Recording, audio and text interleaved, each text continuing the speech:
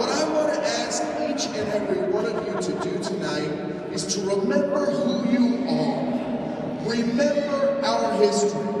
Not all of us here may be of the same denomination. There are Orthodox Jews, Muslims, Hindus, Sikhs, people of no religious denomination that understand that marriage is by definition the union of a man and a woman, and it demands a defense.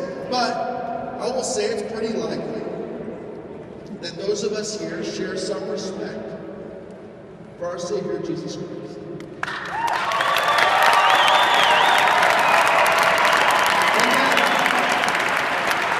And that those of us here have at one time or another been told that somehow we shouldn't say something like this in a gathering at the Capitol, or that belief shouldn't affect what's in the best interest of our state or our vote. Well, I say that is a lie and it is wrong.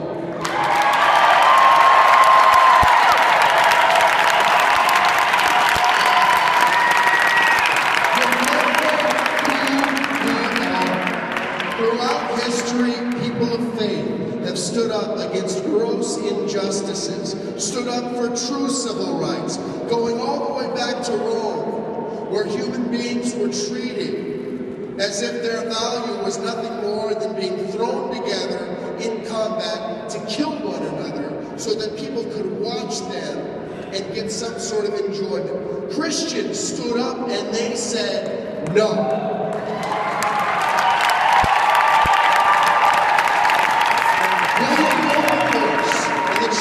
In England, people of faith coming together, again, there were Orthodox Jews, there were others that supported them, but people of faith came together and said, there is something profoundly wrong with an empire that is trading in the flesh of human beings. We will organize, we will fight. They were laughed at, they were mocked. In Parliament, it was said that there was no chance whatsoever that the slave trade would be halted. William Wilberforce did not live to see the day. What did he do? He kept on fighting for the truth. And once he was gone, the slave trade was abolished.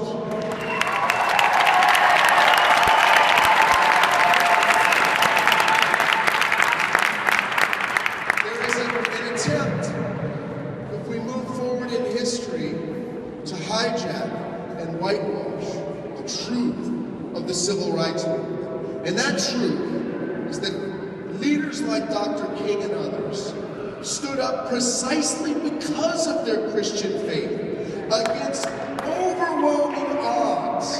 And they were sometimes told that it was wrong to bring their faith into the public square. But they stood up, they joined with other folks of faith. They knew that their arguments were based in reason.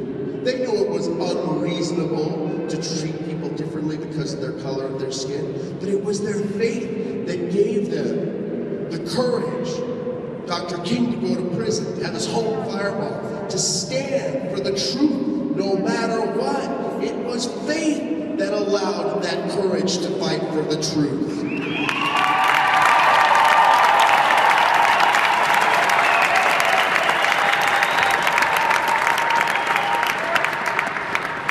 We have the right arguments.